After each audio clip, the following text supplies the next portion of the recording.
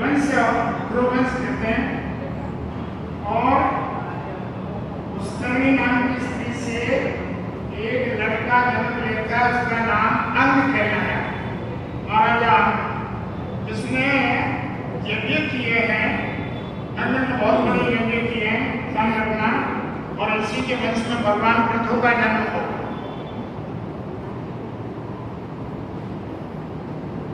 अंग जब राजकुर्सी पर बैठा और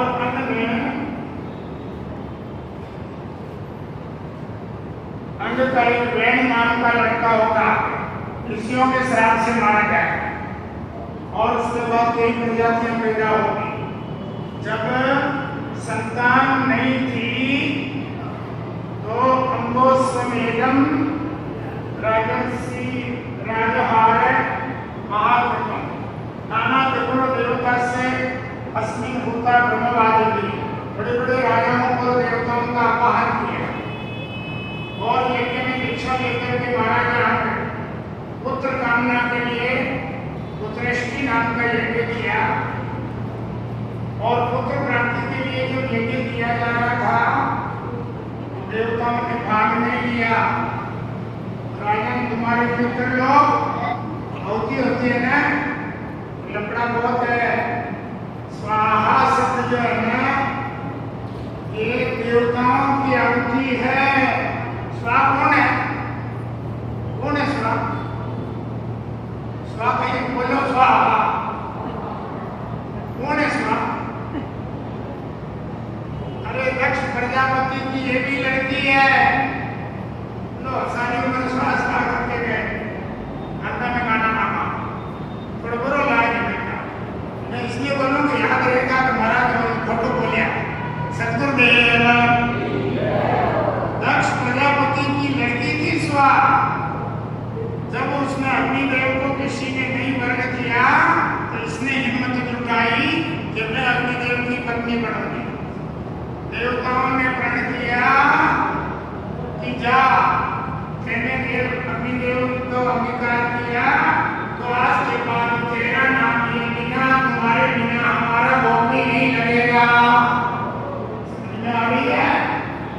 बहुत ही जो स्वास्थ्य करने वाले, इसीलिए उसने स्वाहा शब्द करके देवताओं के खाते में रखा है।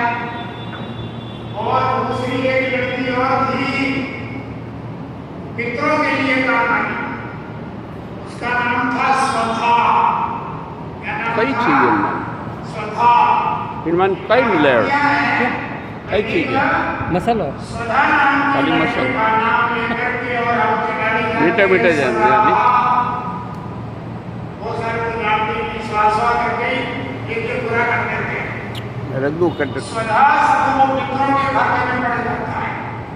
फिर ऋषि की आहुति है वसट, स्वाहा स्वधा वसट, ये तीन आहुतियां होती हैं।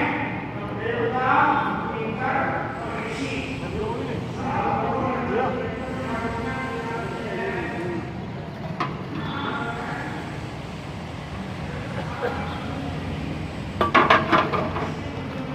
बहुत बढ़िया काम कर। मजा आया?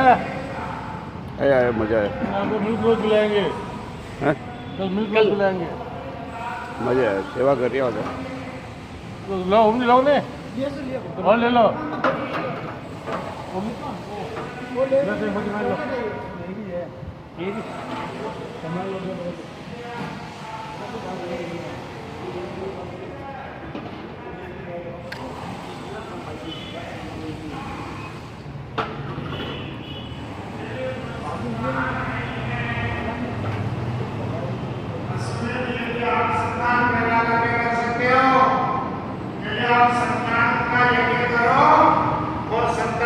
के बाद आप अश्वमेध यज्ञ कर सकते हो।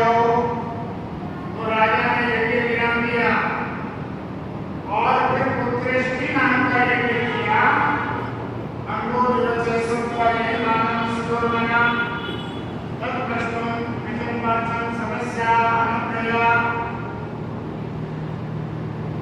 जब इन्होंने दूसरा यज्ञ पहले पुत्र प्राप्ति का यज्ञ करते हैं, वो यज्ञ यज्ञ किया।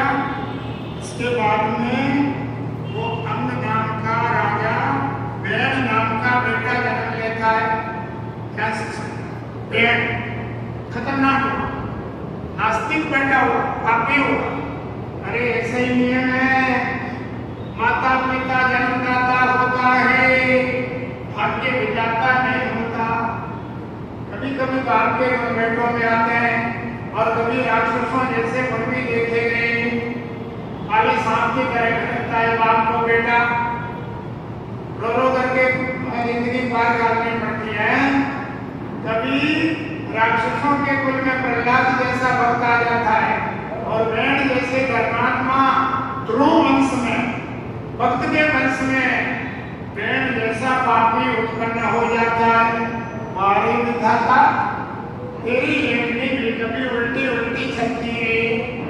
ऊपर वाले देवता तेरी लेखनी का कोई पता नहीं लग पाता है, विचित्र खेल है। चलो अंग नाम का जो लड़का पैदा होता है, राजा ने जब लड़का जन्म से ही शैतान बहुत उपद्रव करने लगा तो राजा दुखी हुआ और अर्थी नाम की अपनी पत्नी को लेकर के रात को घर छोड़ करके पुत्र के अत्याचार सहन नहीं कर पाए, तब घर छोड़ करके जंगलों में चला गया। वनवासी हो गए, घर छोड़ के गायब हो गया, अज्ञात हो गया। इधर वैन में राज मिल गया।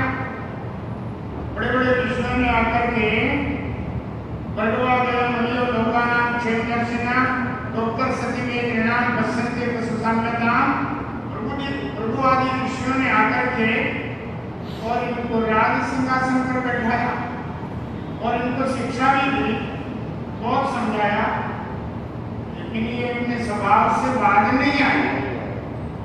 यज्ञ होने से मन कर दो, नहीं राजा नहीं यज्ञ, एक बार देवता राजा में वास करते हैं, इसलिए मैं दुनिया का लोकपाल हूँ, नहीं भगवान हूँ, नहीं यष्टव्यम, न दातव्यम, न भोक्तव्यम, विदाचित, न तो होम शांति होगी, न यज्ञ होगा, न दान होगा, न धर्म होगा, केवल मेरी पूजा। अहंकार विमोढ़ आत्मा किसी की बात नहीं मानता है। तब ऋषियों को आया गुस्सा, अरे ये नास्तिक नहीं का, ऋषियों को कहता है तुम अपना विजाति धर्म छोड़ दो, ये कैसे संभव है। क्रोध में आकर के ऋषियों ने श्राप दे दिया, जाओ मृत्यु धर्म को प्राप्त हो जाओ। फटाक से मृत्यु को प्राप्त हो गए। मृत्यु को प्राप्त होने के बाद देखा क्या क्या है, तो उसको उनके शरीर को उसकी स्त्री ने तेल पात्र में डाल दिया। हो सकता है कोई उपाय, संसार खाली हो गया। अब चोरों का उपद्रव, राजदंड का भय नहीं होता है तो संसार मनमानी करता है और चौत्र को उपद्रव होने लगा। तब ऋषियों ने देखा मित्रों कोई उपाय तो करना पड़ेगा। तो ऋषि वापिस रात लेके आए और रात में आकर के उनका जो शरीर था तेल पात्र में पड़ा हुआ है, रानी से कहा उस शरीर को निकालो। उस शरीर को निकाल करके लाती है और उन शरीर का मंत्रों के द्वारा मंथन करते हैं। हाँ, ये जो मिथिला बोलते हो ना, मिथिला नगरी मानते हो, ये कैसे बनी? राजा मैथिल से ये मिथिला नगरी बसी है और मंथन करने से मैथिल राजा का नाम पड़ा। हाँ, जनक वंश की ऐसे चला है, रखना हो। अब लंबी कहानियां हैं, ज्यादा तो नहीं बोल पाऊंगा। हाँ, लेकिन याद तो करोगा कि ये कैसा मारा था, थोड़ा अलग दिमाग का हो। तो यहाँ सबको मंगाया